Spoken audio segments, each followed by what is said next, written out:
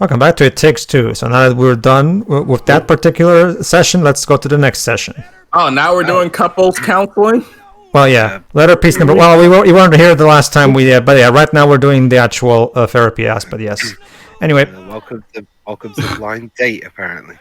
So, therapy session number 2. So, what is the topic today, Miss Doctor? Mortgage. Yeah, true. Oh, that. Feel interest, allure. Sure. You won't be getting divorced when I'm through with you. You'll learn to love each other. Isn't that kind of...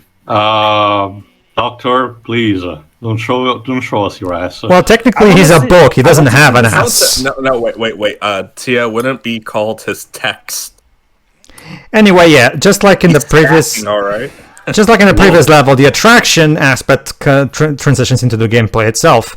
Take a while to guess what the gameplay gimmick is. Magnets. Very good. Magnets, how do they work? Fucking magnets, how do they work? Yes. Let me guess. She's the blue magnet. He's the red magnet. Gee, Jova, you must be a fucking wizard. No, he saw that in one of the trailers. Did we? He got an A+ in physics. Okay, I'll admit I don't remember the trailers all too well, so I wouldn't have. Whatever. Like we're about to see it anyway. There we are.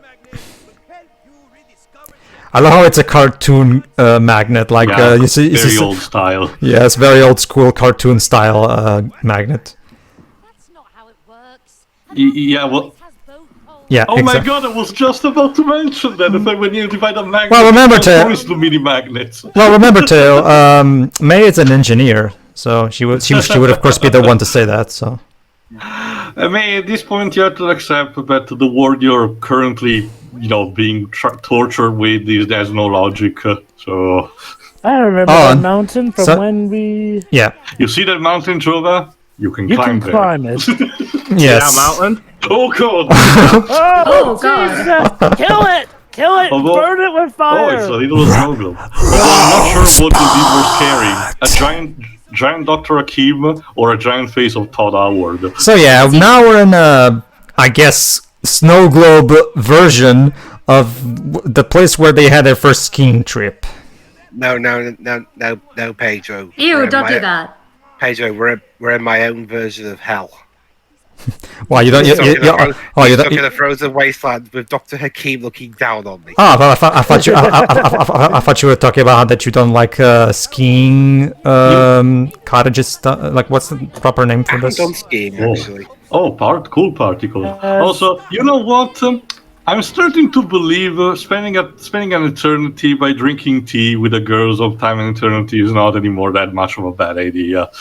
I know, right? Again. That's just our job in a nutshell. Just when we thought we'd seen the worst of it, there's always a bigger fish. All right, Doctor, shake the glass. Shake the snow globe. Go on, do it. Shake. Dare.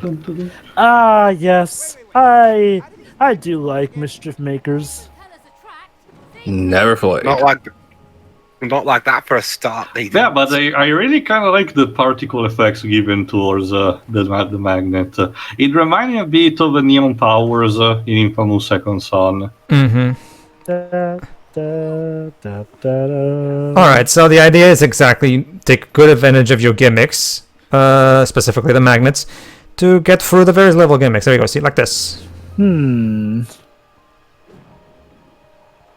This gimmick is interesting, though I think out of a lot of the gimmicks, this one feels like one of the more basic ones. Not necessarily a bad thing, but it's pretty much just them having like one half of the same thing, whereas every other one they've had like distinctively different abilities that do coincide, yes, but we're different enough here.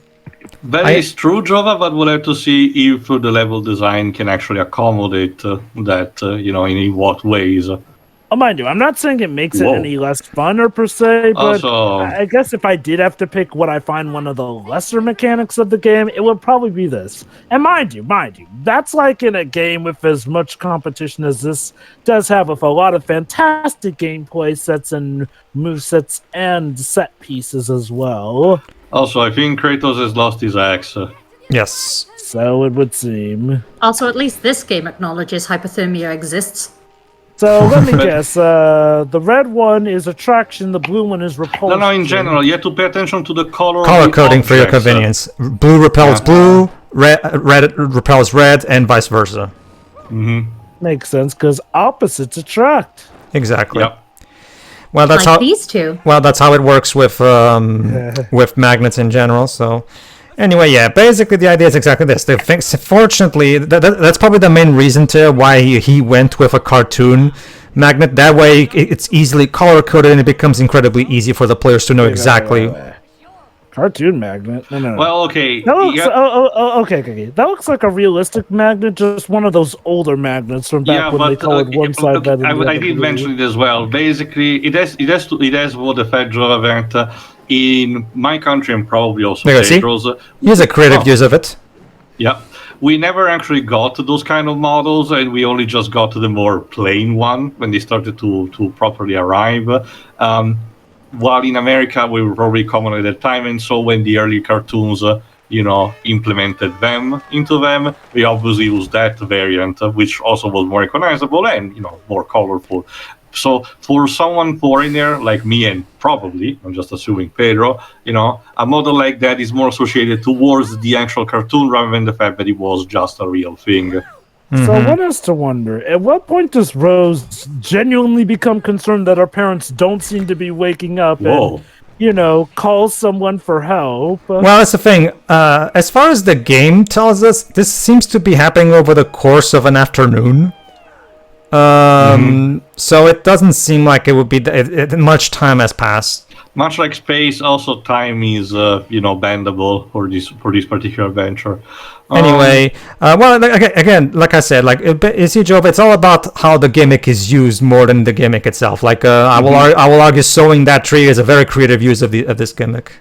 This is also similar to it's that in itself is also a very basic kind of rule of idea for a video game, because a lot of video games rely on the character having just say a simple tool and having the level designed to accommodate to what you can do with that.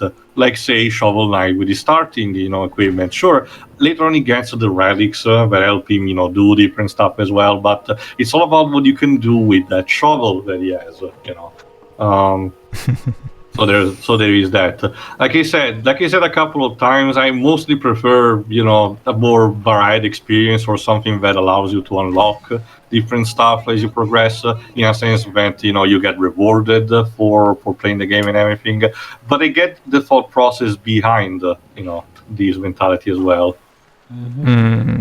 Let's see. I actually do have a question. I wonder if I should ask it now because it might be slightly spoiled to the answer. So feel free to tell me to just wait and see, Pedro. But considering again we're doing this therapy to have this couple actually understand each other and deciding what to do, will we ever get at least told how did these two actually met and became a couple?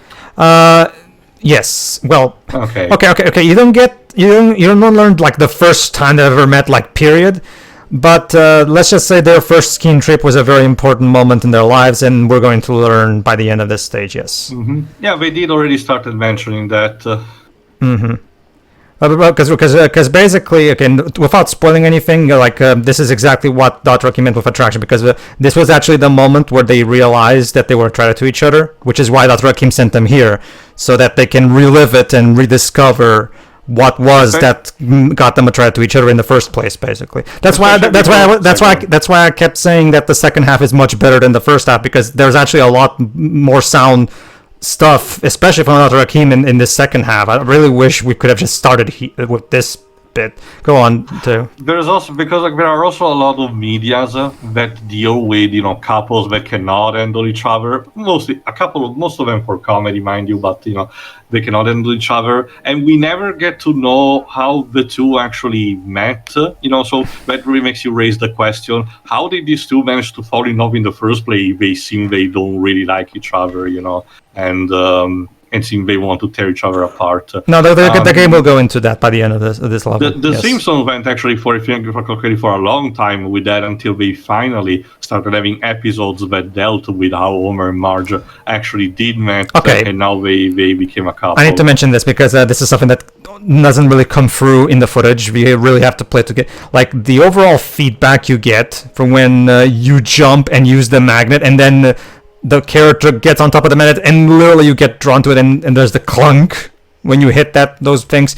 It feels really good, actually. Did this get like a PS5, yes. Update in the sense like, well, they programmed how it would feel using the PS5 controllers? Yes, the PS5 version uses haptic feedbacks to make it feel even better, actually, yes. If you get on the PS4, you get a free upgrade for the PS5, so... That seems to That's be the version I got. Most games. I got the PS4 version. I was about to mention. Sadly, we do have exceptions, but it seems to be at the very least the norm and not the actual exception. So at the very least, there is that. Which, okay, I don't know how hard it is to program the haptic feedback stuff. Like, maybe it's easy, but I assumed it would Vibration exists since the days of the PS1 Java, so I do wonder if it's just a matter of calibration. Well, remember, it's not just a okay. When we get to more advanced bouts of vibration, like the HD rumble on the Switch or the haptic feedback DualSense for the PS5, I do wonder if they have to program that stuff. Like, for example, the HD rumble on the Switch can literally play some themes all on its own. Like, not like just the music you hear from the game, but I mean... the actual rumble itself will generate a theme. That's actually a good point, Joe. Have you played Rift Apart? Because I can definitely see Ratchet and Clank. Yes. Yeah, because I will argue specifically the way Rift Apart uses the DualSense, and specifically when you get new jewels, there's a little sound that the DualSense makes.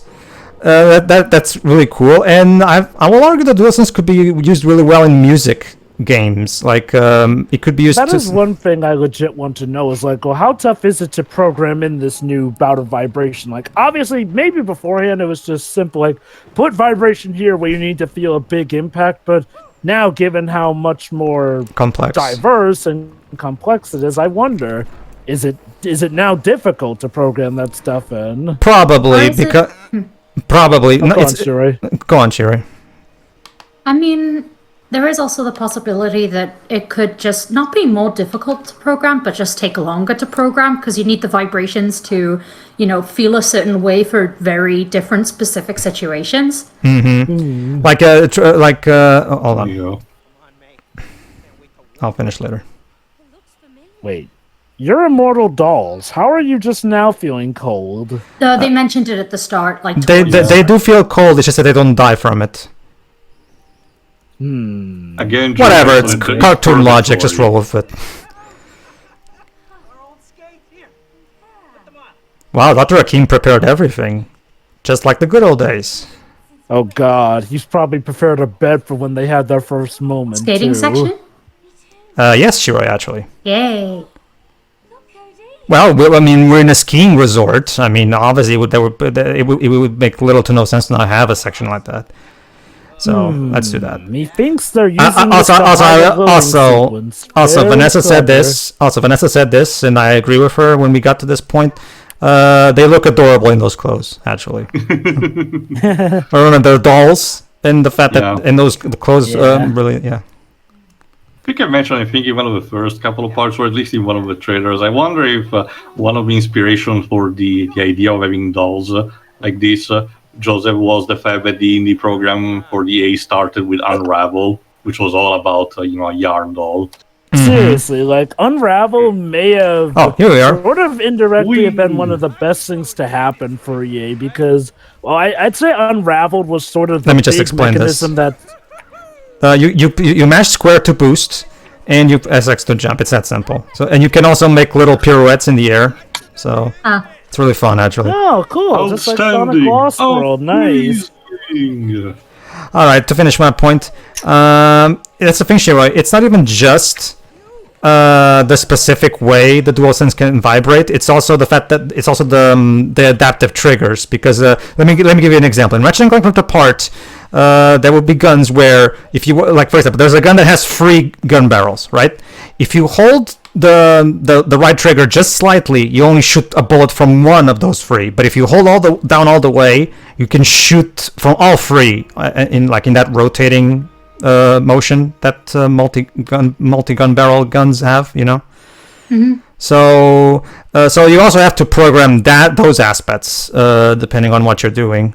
So it does actually. I can only imagine it does actually require some time consuming time on part of the programmers. Because of all those different motors inside the PS5 controller that help, pull off the DualSense rumble. Everything's frozen over. It is like tiny mechanisms in there that generate those, right, Pedro? What's interesting, Jova? Yes. And I mentioned this in the playthrough, but it wasn't. Hold on, I'll wait till this is.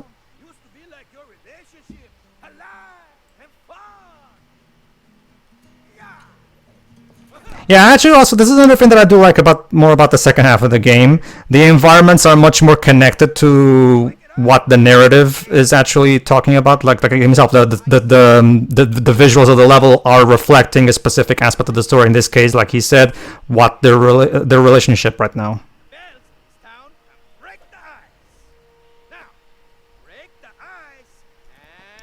Break the ice. Stop shaking that booty, please. But you know what's interesting, Jova? Next you'll be telling me they're trying to sexualize a novel. You know what's interesting? Jova? Anything is possible. I'll let Pedro say first. Go on. You know what's interesting, Jova? Like I said this in the first part, but I don't blame you guys for forgetting. The PS5 version of Balan Wonderworld supports adaptive triggers according to the options menu, but I've tried it. I've never saw the DualSense react to anything that I do in that game. That reminds me. Apparently, Yuji Naka has now learned to develop a mobile game. Yeah, I saw that too. He's going indie. Also, Jova, I forgot if I said it in the first part, but that loading screen and these new appearances reminded me. If anything, Dr. Hakim reminds me also of the new Happy Meal top mascot that McDonald's replaced Ronald McDonald. Oh my with. god! Wait, they have a new one? Well, I haven't looked into it. Okay. Ronald McDonald is still I'll around, give you but an image in the McDonald meantime. sort of has a new co-mascot. Which is essentially a Happy Meal box with arms and legs, which looks Basically, a lot like it looks like an Illumination character. Oh I don't think god. I've seen that one. Me neither. It must be different from each country then. Okay. Let me see. Okay, if we're gonna bring up Illumination, I'll just say this. I know when Illumination tends to be brought up, it's often in the negative. But, to be fair, I wouldn't say their animation is all bad, just that, well, they're the kind of company who could accomplish such amazing feats if they, just tried better. Oh, definitely. I like the first Despicable Me. The problem is it was all downhill after that. Didn't they also do Horton Hears a Who? That was good. That was good. No, that was Blue Sky Studios, actually. Horton Hears a Who was Blue Sky Never Studios. mind. I know that Illumination did the Lorax, which, okay. And the more racist Which ruined The Lorax was, that's the thing, Joe, but the Lorax was terrible. I mean, okay. I'm of two minds with the Lorax movie. On the one hand, I do get the problems with it, definitely. But on the other hand, I don't see it as terrible per se. I love this wall jumping gimmick, by the way, where one of you has to. Nessa needs to activate her inner Super Metroid, Mega Man X, Mario Galaxy. Also, I found very, very hilarious how the Lorax was used in marketing campaigns for actual, cars still with fossil fuels. Yeah. Okay. So here's the thing about Illumination. I see them as the big monkey's paw. Illumination, when they first started out with stuff Despicable Me, they were essentially starting off in a time where people wanted for there to be more competition in the film industry. Kind of like how people wanted competition for Steam, and well, we got the Epic Games Store, and we all know how that Monkey's turned out. paw. Yeah, so here's the thing. Illumination, when they first started off, were good competition. But like Epic Game Store, they kind of grew into the monster that, well, is arguably even worse than what we were asking for. Let's try to ring the bell of awakening. Yeah, would it be funny if the Mario movie actually turned out good? We'll see. Well, supposedly Nintendo is very hands-on with it. We'll have to wait and see. Yeah. Hey! There we go. Not supposedly. They're actually funding it. Hey, we managed to unfort the people of the town. Oh my god, actual proper NPCs roaming around. Yeah. It's a Christmas miracle. But we're in September. Well, remember, too, they're supposed to help simulate the people on the resort that they were at originally. Yeah. So, Yeah, okay. the snow people were frozen.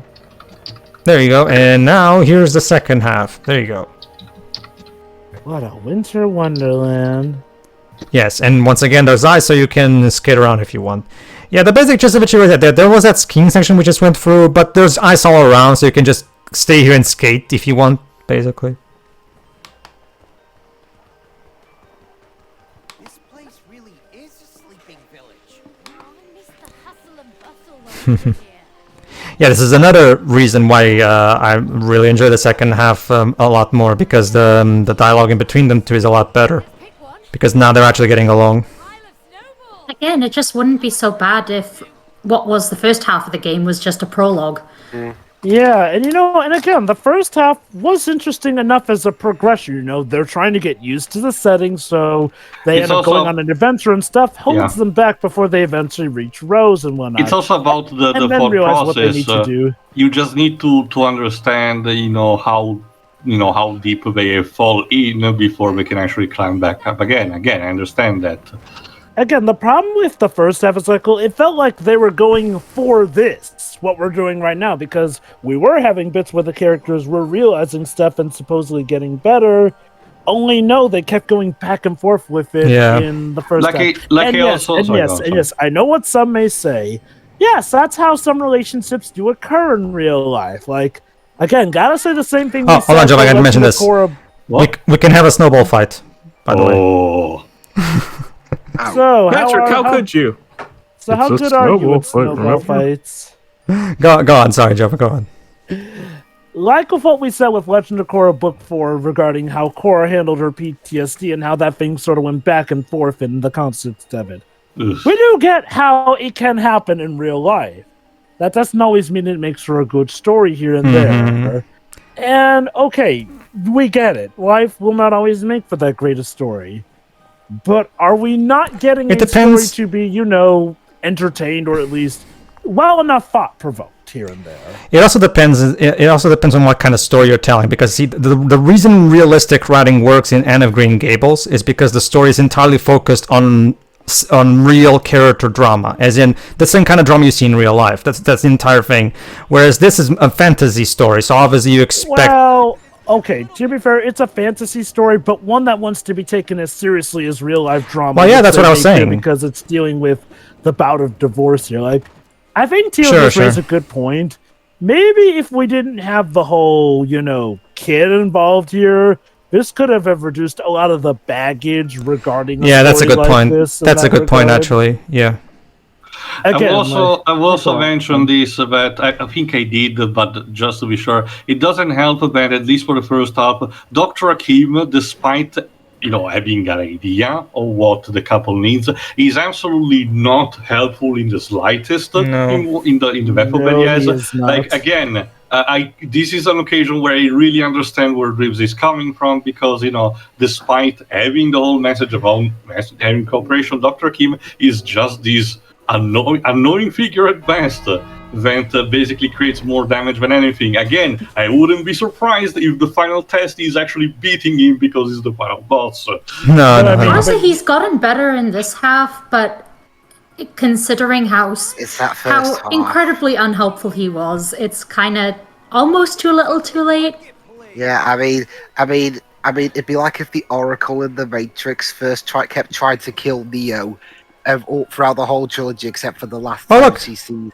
A swing? A swivel. Wee! Please don't kill that poor villager. Don't worry, he's. I swear there is like a game or something that you have the swivel thing, and when the person that's on top gets like yeeted away. Also, in that cutscene, it looked like there was a snowboarding scene where you can go on a snowboarding ramp back and forth. For another one, Pedro, I can't really Ooh, remember. that's a It was big like, villager. is considered the main helper character in the Leighton series. The main helper character? Like what? Oh, Session Scarfin. Yeah. It'd be like if Session Scarfin spent the whole of the original trilogy trying to, I don't know, kill Leighton. But then, like, in the very last minute, he's like, oh, by the way, Leighton, I know a way to help you. I think an actual better comparison with might be if Granny Riddleton was absolutely dickish towards him, telling, oh, so you missed this kind of puzzle. What a loser, you know. Oh, I got minigame. even worse. Bicycle throwing. Tio, I got an even worse one. Oh, you failed like 80 puzzles? Well, fine, I'm going to steal half your picker rats. Okay, so basically this boils down to a shooting gallery. With icicles. Yes. There you go. Play of the game.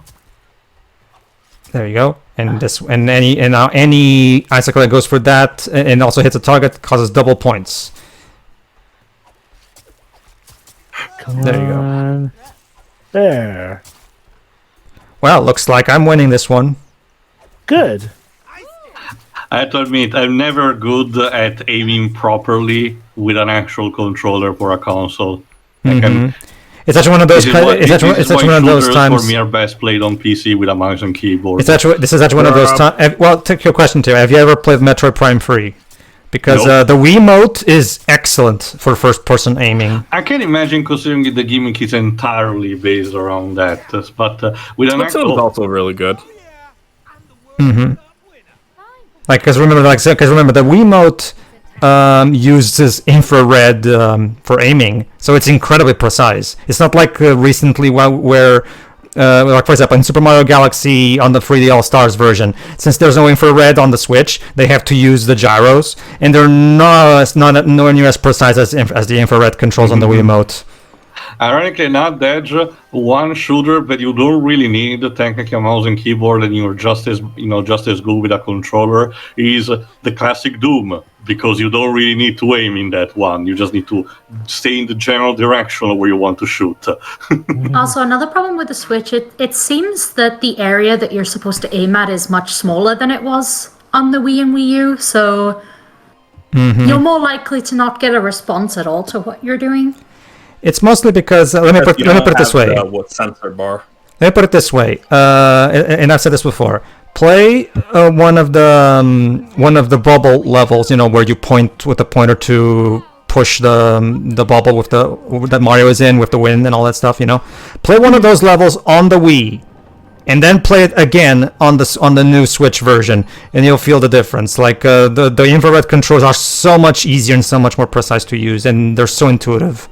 Again, it's a game that was... remember, Mario Galaxy was made specifically to take advantage of the capabilities of the Wii, and including the Wiimote itself. So it becomes hard to port that game into a different platform without losing something in the translation. So, it's a shame.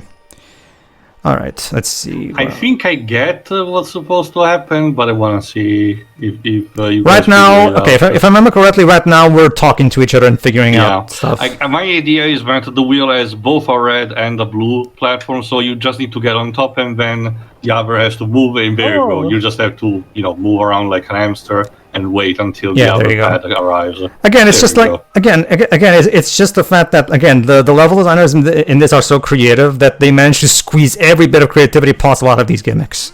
Yeah, it's like what they said before. The level design is accommodating for a rather simple gimmick that you have. Yeah, like I said, even though I find the magnet gimmick one of the more basic gimmicks in this game, it still is used well. I have to admit, I kind of prefer it over the Mario Galaxy style levels. Again, nothing wrong with those. I just believe those one actually weren't a bit too long. While these, at least they seem to be, more keeping fresh and creative. I do agree that the space level did feel like it was kind of overstaying its welcome a bit with the length. Not that it was bad, and the reference there with the No Way Out bit was fantastic, but I do feel like the space level maybe lingered on a bit long, if you get what I mean. Mm-hmm. It's like you also said in the previous part, Jova, like the great like for example, you can talk about how big he talks with the whole, oh, if you find this game boring, I'll give you $1,000. But the truth of the matter is that I can't really fault him for that, because I cannot for the life of me find this game boring. Like even so it's just like so I guess you got me there. Sorry. People in the snow globe have their own snow globe, in this case with water as an aquarium. How many layers are we on right now? What's this? Ow! That looked like it hurt. That was the wrong place to land. I have to also say, I definitely agree with Joseph and his team's decision to not put. Oh my god, you're terrorizing the poor person now riding that ride. Yeah. Yes, Joe. Yes, Pedro. Sorry. I have to say that I do think it was a good decision on their part to not include collectibles and instead focus on making as many things in the levels interactable as possible, because this was it makes the levels all the more memorable. I wouldn't have minded them, but again, if this is actually the trade-off, I'm perfectly fine with that. Don't tell me there's also a roller coaster here, is there? I mean, there's. Yes, Deji, you were going to say something? I was saying, also, if there were collectibles, it will drive people insane. What? 99 moons? What? What do you mean I'm not deceiving? So get your own seat on the big wheel. Also, you have to talk with Toadette every single time. So anyway, does this place have a roller coaster as well? I don't. No, I don't think so. Aww. What a shame. Literally the best part of an amusement park. Well, technically this is a ski resort, not really an amusement park. Well, I mean, they've got theme park rides all over the place. Like, come on, just throw in a snow coaster while you're at it. Well, we have a cannon. We have a cannon. Where's that? It's a start. All right.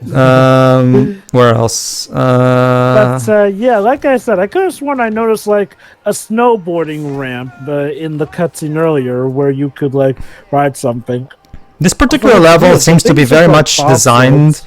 This particular level seems to be very much designed like oh, there you go. We can sit on these chairs. There you go. And chillax.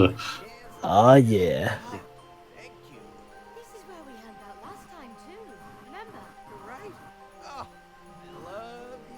Yeah, it does also help that this is a place. Again, eventually the place is connected, but in general, it is soon to be also a moment for much more positivity to actually reflect upon an actual happier memory. Yeah. I said that earlier, basically. Mm-hmm. It bears repeating, I guess. But no, like I said, this level is actually, unlike the previous levels, which have been mostly linear in their progression, this one definitely is much more designed like a collectathon platformer level, because it's very open and full of stuff to go and do. So also, please, Pedro, never do that again. Never do what? Sorry. The spinning camera. I'm showing off my directing. But yeah, the content of my stomach thanks you. No. What a waste of popcorn. Anyway, you. Pedro's from the same film guild that Roger Christian is from. Well, I don't know if you saw our Beyond Two Souls revisit run that we did. I forgot. Well, I did, but it was a long time ago. Where I did, remember Jova? The woman washing the plate mini movie that I made? Yes. So it's epic. I'm still waiting for my Oscar for that. I mean, if David Cage, or even better, Dwebs, give me a BAFTA. I mean, if David Cage can get a BAFTA, why can't I? Fuck the BAFTAs too. Well, because David Cage smells and he needed one. Well, I mean, I guess in the grand scheme of things, the BAFTAs are only really like considered that big a deal here in Britain, as opposed to the Oscars that are considered a global event. I guess. All right. See you for the next part, everybody. Yeah. Yeah.